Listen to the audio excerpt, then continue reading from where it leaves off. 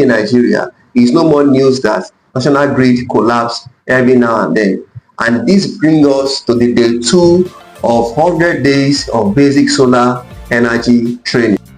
And today I'll be talking about causes of grid failure and possible solutions. There are 3 major reasons for this grid failure.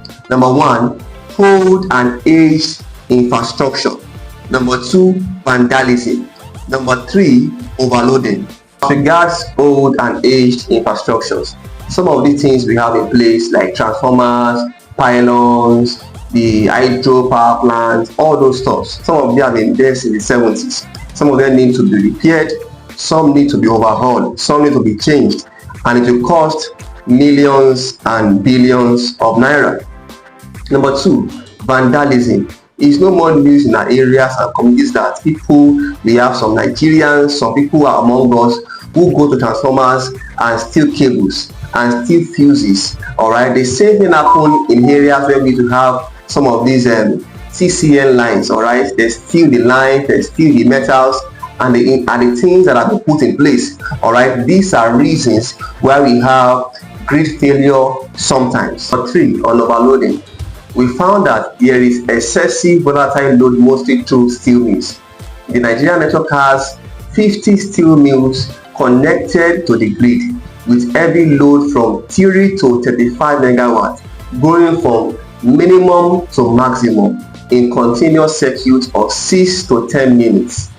Alright, and then number 4, illegal manipulation of installed meters. Let me just add this to it. Alright, many Nigerians, or let me just say some Nigerians, alright, they bypass the meter, alright, whereas the discos cannot read the power they are using. These are some of the issues, because if they can't read the power you are using, how will they pay the TCN? How will they pay the GenCos? How will they pay their staff? Hence, we have power failure, because what? There have to be a continuous flow of money or finances to keep the system running. There are possible solutions I think can solve the grid failure we have in Nigeria. Number 1, rehabilitation.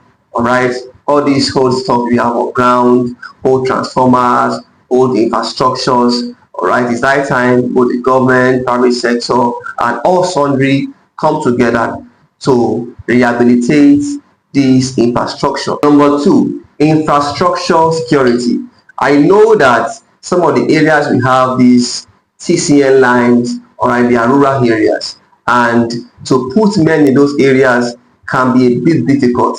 This is where technology comes in. Alright, there are drones, AI tools, and some other things that we can put in place to see that what we secure and safeguard this investment.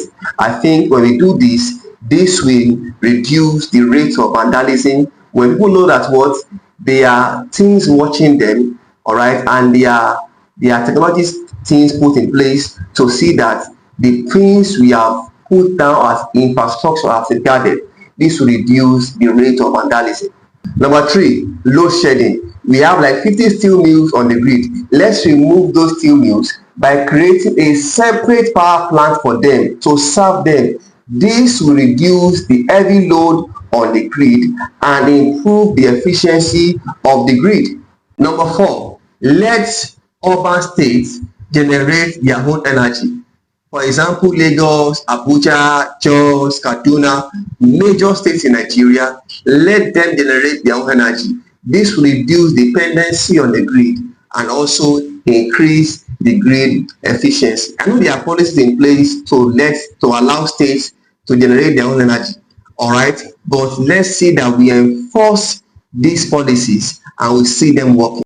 And my 5th point, renewable energy sources. Nigeria, we have done a whole lot, both from individuals, government, REA, alright, by installing solar power plants, solar farms in places in Nigeria, in the north, in Lagos, in Badagry, and many other places like that.